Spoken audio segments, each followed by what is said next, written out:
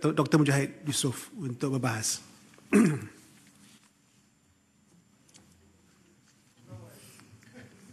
Tuan Yang Betul, saya boleh teruskan Sila. tanpa menteri Pegawai ada, nanti dia maklum pada menteri. Okay.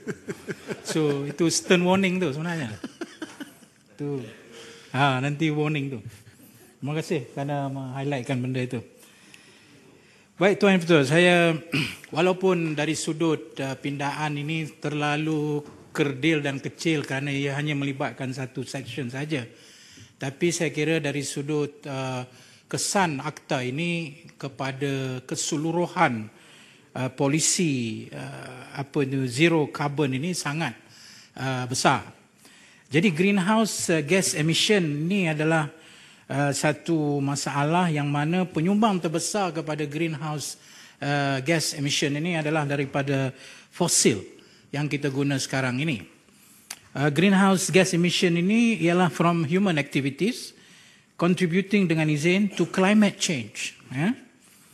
Most carbon dioxide from burning fuel fossil, coal, oil and natural gas. So I think the whole issue here is bukan saja tentang pindaan, tetapi the impact of this act atau kesan kepada akta ini sangat-sangat penting. Oleh itu, dalam hal ini saya ingin bertanya kepada pihak kementerian tentang apa yang dinamakan sebagai Plan dan Dasar Tenaga Boleh Baharu Kebangsaan, ataupun NREPAP.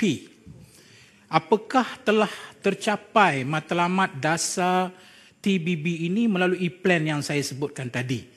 Mohon jawapan. Dan kedua, menjejaskan yang kedua ialah sejauh manakah TBB ini telah dapat disalurkan ke dalam grid nasional?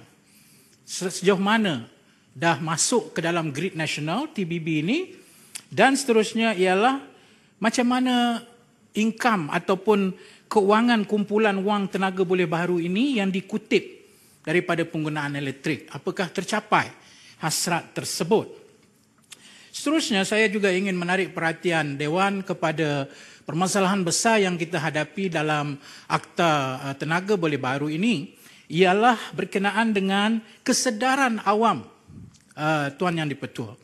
Orang awam masih belum sedar tentang wujudnya program ini, bahkan mereka tidak tahu menahu pun setelah dibuat satu kajian terhadap beberapa responden, 77% berpandangan bahawa penggunaan TBB di Malaysia ini masih belum meluas dan ada yang belum tahu.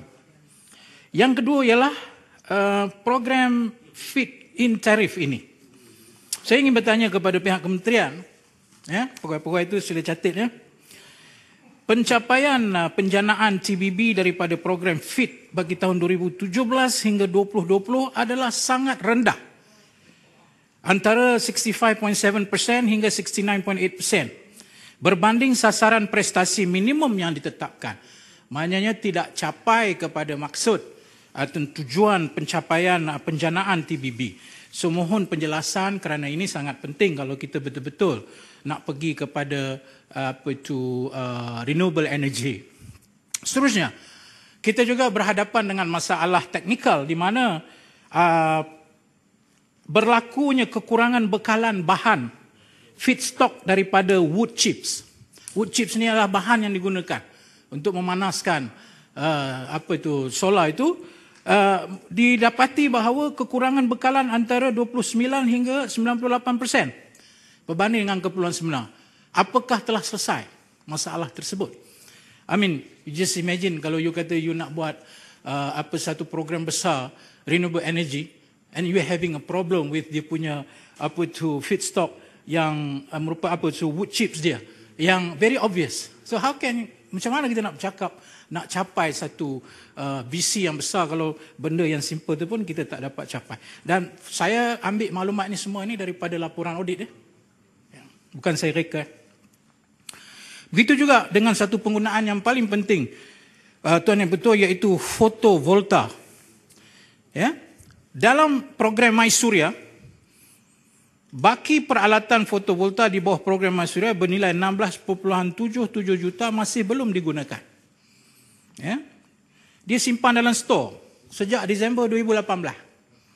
So bagaimanakah kita nak capai satu matlamat yang besar kalau kita ada masalah membazirkan satu alat yang sangat penting, iaitu fotovoltaik suria ini.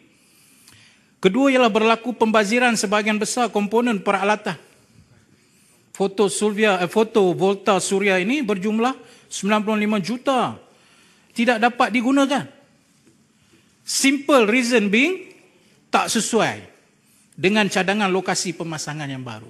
I think this is a waste of public money. Ini satu kerugian kepada dana awam yang saya minta kita betul-betul dapat pastikan tidak lagi berlaku perkara yang telah dibangkitkan sebentar tadi. Jadi, Tuan Yang Pertua, saya ingin mengingatkan bahawa program tenaga boleh baru ini tidak hanya tertumpu kepada kementerian tetapi dia mesti across all agency. Ini termasuklah kita kata kerajaan tempatan, kerajaan negeri. Tadi sahabat saya menyebut tentang skala besar-besaran sistem solar yang kita nak pasang. Tapi bagaimana pula kalau di negeri, kalau kita nak buat program itu, dia akan ada masalah negeri dan sebagainya. Kalau negeri kata kami tak membuat, kami nak buat untuk pertanian, so we don't care about your solar thing. So these are the problem yang selama saya duduk Parlimen 3 Penggal ni bersama dengan Tuan Yang di-Pertua, itulah soalan-soalan dia. Kita ada satu program besar, tapi kita ada problem bila kita nak implement di bawah. So bagi saya itu perlu diambil kira, walaupun menteri tak ada dalam, saya agak kecewa juga. Sebab perkara yang besar kita bawa ini sangat relevan. Kalau benar-benar kita nak menjayakan Akta Boleh Baru ini. Saya akhiri sebagai tanggungjawab saya seperti biasa mengingatkan kepada Dewan bahawa tenaga boleh baru ini adalah jalan untuk kita selamatkan alam ini, dan kita tahu alam ini sudah rosak di daratan dan juga di lautan kerana human punya sebab. Maka saya ingatkan dengan firman Allah dalam surah Rum ayat 41, Zaharal fasadu fil barri wal bahri bima kasabat aydin nas liyudhiqahum ba'dalladhi amilu la'allahum yarji'un, iaitu telah nampak kerosakan di daratan dan lautan atas sebab tangan-tangan manusia, dan dengan itu semoga mereka kembali sedar bahawa mereka telah merosakkan alam sekitar ini. Oleh itu tenaga boleh baru bukan perkara kecil, walaupun pindaannya hanya satu section, tapi impaknya sangat besar untuk kita selamatkan alam yang satu-satunya yang kita ada. Sekian, terima kasih Tuan Speaker. Tuan Yang di-Pertua, minta maaf. Terima kasih hujah dan pengalaman daripada seorang bekas menteri, ya, hujah yang berilmiah tinggi. Pegawai kementerian bagi tahu pada menteri, rugi tak dengar perbahasan daripada Yang Berhormat Datuk Mujahid tadi. Terima kasih sekali lagi.